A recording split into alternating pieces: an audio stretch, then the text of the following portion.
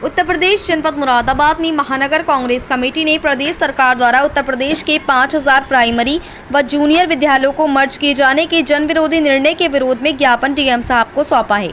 5000 primary व junior विद्यालयों को मर्ज किए जाने का निर्णय छात्रों, युवाओं व बेरोजगारों के हितों पर कठोर घात है। इन जन विरोधी निर्णय के खिलाफ आवाज बुलंद करते हुए महानगर कांग्रेस कमेटी ने मांग की है कि जिन स्कूलों को मर्ज किया जा रहा है उनमें अधिकांश स्कूल दूर दराज ग्रामीण इलाकों में है और उसका बंद होना परिवार व वंचित समुदाय के बच्चों को स्कूल से दूर कर देगा। सरकार इन स्कूलों को बंद करके शिक्षकों की भारी कमी को मर्जर मॉडल से ढकना चाहती है, बजाय इस बात के कि वे खाली पड़े पदों पर शिक्षकों की भर्ती करें। ये स्कूल ही खत्म करने पर आमादा हैं। हालांकि शिक्षा विशेषज्ञों को भी मानना है कि ये सुविधा आधारित नहीं बल्कि संख्या आधारित योजना है जो शिक्षा के अधिकार को कमजोर करती है। स्कूलों को मर्ज करना शिक्षा विरोधी और गरीब छात्रों के भविष्य के साथ खिलवाड़ करना है, जिसमें जिला शहर कांग्रेस कमेटी व समस्त कांग्रेसजनों ने मांग की है कि उत्तर प्रदेश सरकार को तत्काल इस निर्णय को स्थगित करते हुए शिक्षकों की नियुक्ति प्रक्रिया को प्राथमिकता देनी चाहिए। साथ ही इंफ्रास्ट्रक्चर सुधारने में शौचालय और बिजली जैसी मूलभूत सुविधाओं पर ध्यान देना चाहिए। स्कूलों को बेहतर बनाकर छात्रों की संख्या बढ़ाने का प्रयास करना चाहिए, ना कि उन्हें बंद करना चाहिए।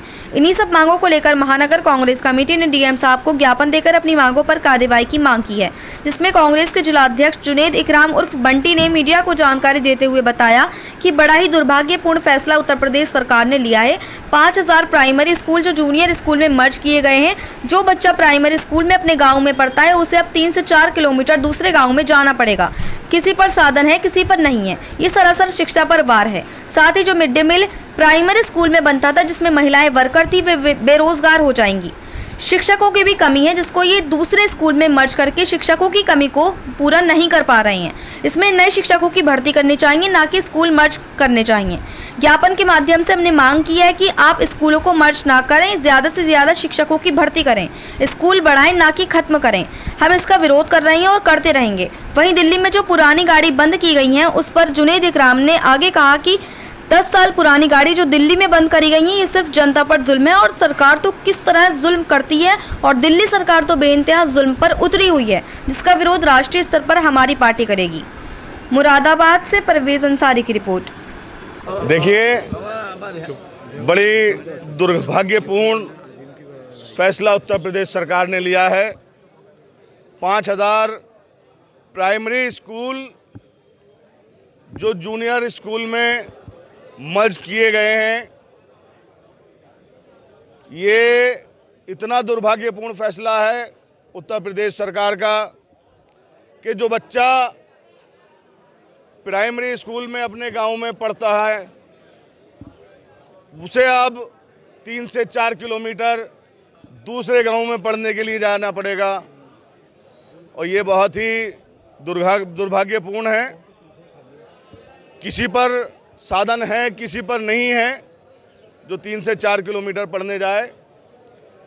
ये शिक्षा पर वार है और मिड डे मील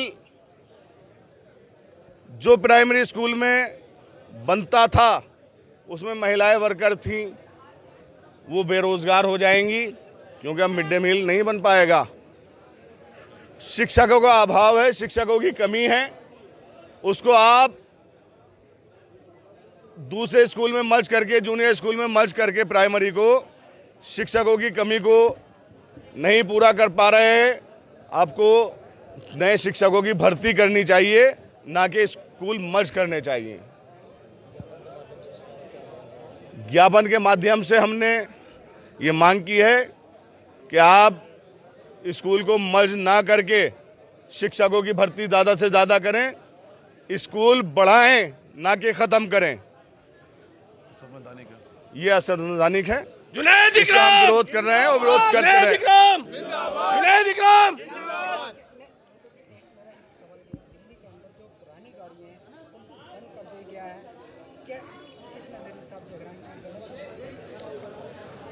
देखिए,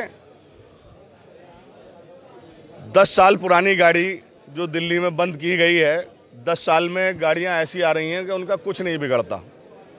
ये सिर्फ जनता पर जुल्म है।